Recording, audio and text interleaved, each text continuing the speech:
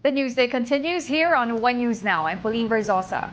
All airline operations are back to normal at NAIA Terminal 3 after the global cyber outage on Friday.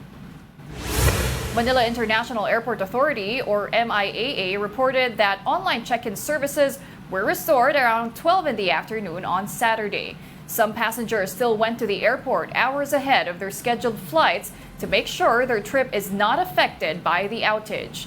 The global Microsoft IT systems outage crippled flight operations of local and foreign airlines on Friday.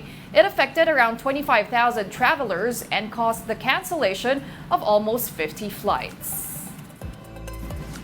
The global tech outage last Friday affected an estimated 8.5 million Windows devices, and criminals are using it as an opportunity to scam users. Here's the report. Don't rely on inbound calls, don't rely on emails and all the things which are known by scam artists. Former Homeland Security National Cybersecurity Director Amit Yoran raising the red flag about cybercriminals already capitalizing on the chaos from Friday's massive global tech outage.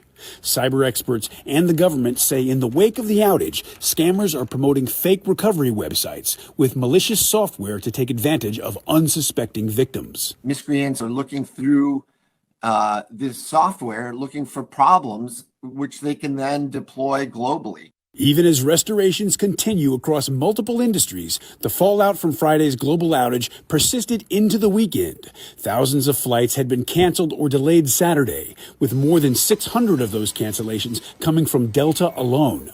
Many passengers still waiting after more than a day. In addition to airports, businesses, hospitals, and more are still reeling from the outage. As for how long a full recovery will take, experts say it won't be a quick fix. This is not an issue that's going to be with us forever, but it's not an issue that's going away in 10 hours or even 2 days. I'm Reed Binion reporting. Cybersecurity expert Abet de la Cruz explains how a recent tech outage affected a large number of companies worldwide. Here's an excerpt from his interview on The Big Story. How is it possible that a single software update could cause so much chaos? I mean, I understand they service a lot of the U.S. Fortune 500 companies, but does that also mean that those are the same software programs that their branches in other countries use? Is that we don't actually know how it works. Yeah, that's correct. You see, the product is called Falcon Sensor, and it's a product by CrowdStrike. And this is what we geeks called an EDR, an endpoint detection and response software. It's the fancy new name now of antiviruses, by the way. So the antiviruses before, you've got to get an update, a list of all the known attacks, right? But with EDRs today, they are very much behavior aware, and they can now detect, attacks, whether discovered, known or unknown, and that's what makes it so powerful. The file size, the footprint is so small, and that you don't have to do a lot of updates. Now the thing is, just like any other software in the world, it's made by man. So we need to do updates, right? So there's either a feature update or a bug update or a correction in the software. So before you do this, there's supposed to be a lot of testing involved. Mm-hmm. So apparently, maybe they missed out on something.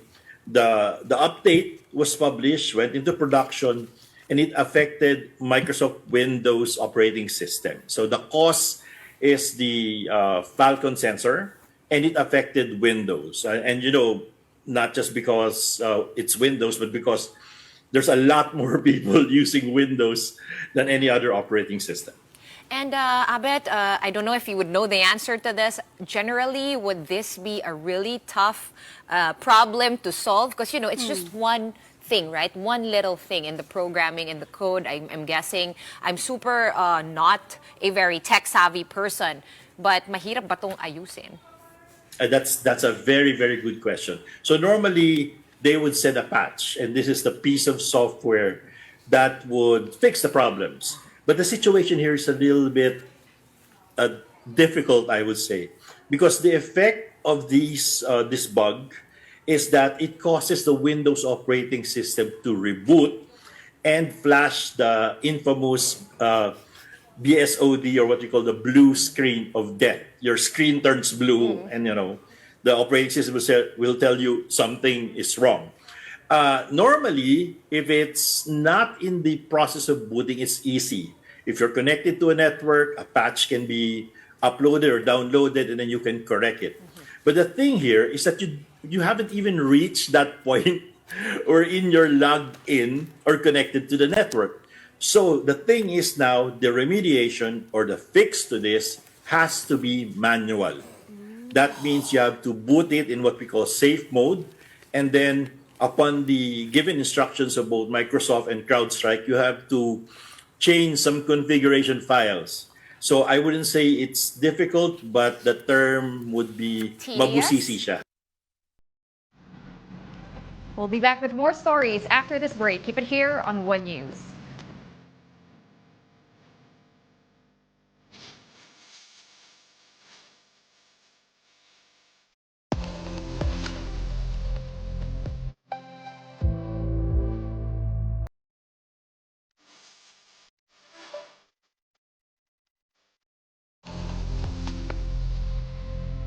You're still watching One News Now. I'm Pauline Berzosa.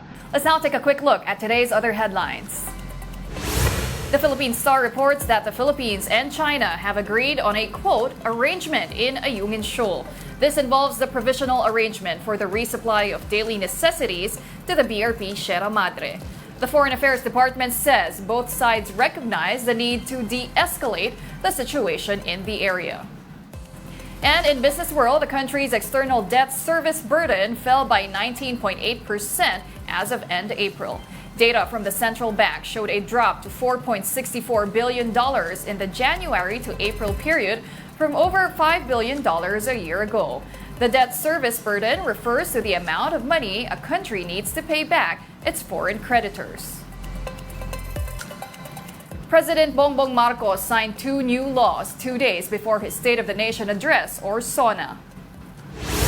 The president enacted the National Government Procurement Act, which is one of his priority legislations. This new law will amend the Government Procurement Reform Act in efforts to fight corruption in government transactions. Aside from this, he also signed the Anti-Financial Accounts Scamming Act. It aims to combat the increase of online scams.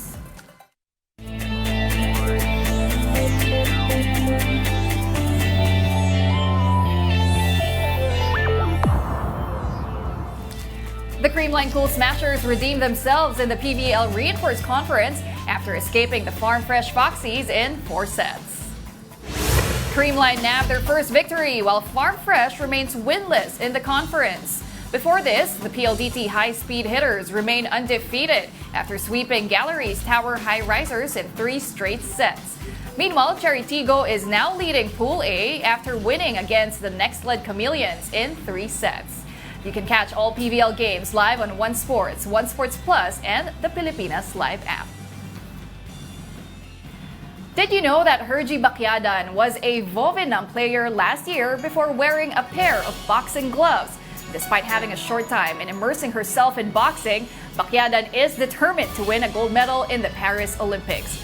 From Saarbrücken, Germany, Carlo Pamintuan has this report.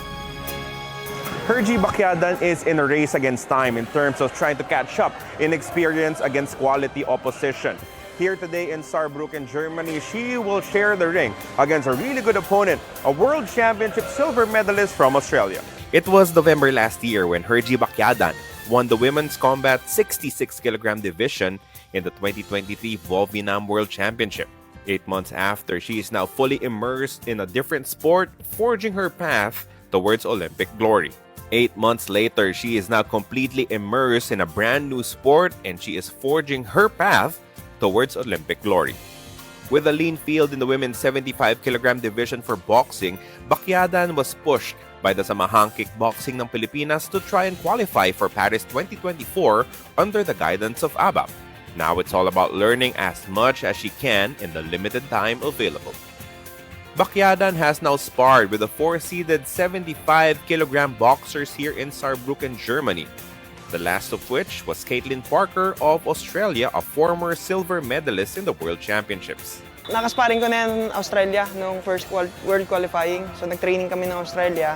So si Caitlin din talaga nag-kasparing ko ng Australia. Then siya din yung nakalaban ko nung US, nung natalo ako. Pero yung time kasi na yun, hindi ako ganun ka-kondisyon talaga eh. Kasi tigas yung katawan ko. And yung naging sobrang kumpiyansa din ako nung kapag sparring kami. Kasi lagi ko siyang minamasi-masi lang, iniisip-isip lang eh. Kasi hindi ko pinifeel din na world champion siya, malakas siya, or kahit na kilala pa siya. So, parang pares lang kami naman nasa ring na nag-ensayo eh. So, nung ngayon, medyo na-obserban ko yung sarili ko, nakinig ako sa mga coaches kung anong mga technique ang pwede kong i-apply doon. And yun naman, happy naman yung coach ko na kahit pa paano, nagagawa ko naman yung mga training namin from day one na nag-start kami mag-training dito. And na-apply ko naman ng mas maganda, na i-deliver ko naman sa taas ng ring yung mga na-training namin. So is the additional guidance from her coaches and even some of her teammates.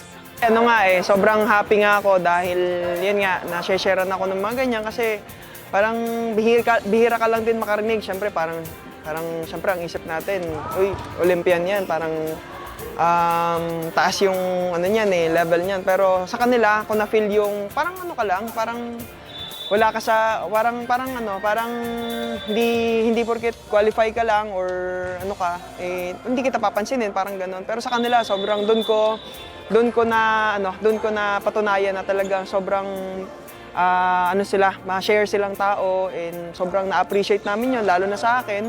And all this experience will be crucial in giving her a shot at finishing on the podium. Nung day one pa lang na nag-start ng training, sobrang na-hype ako, hindi lang sa dahil Olympics to eh. Parang syempre, pribilehiyo bilang sa akin na hindi lang sa akin, sa lahat ng mga atletang Pilipino na makatungtong dito sa Olympic. And sabi ko nga gagalingan ko pa and improve ko pa yung skill na medyo kulang man, pero pakunti-kunti medyo nag-i-improve na, and natutuwa naman ako, mas tumataas yung confident ko, and di na ako makapag-antay na dumating yung Paris Olympics. From Saarbrücken, Germany, Carlo Pamintuan.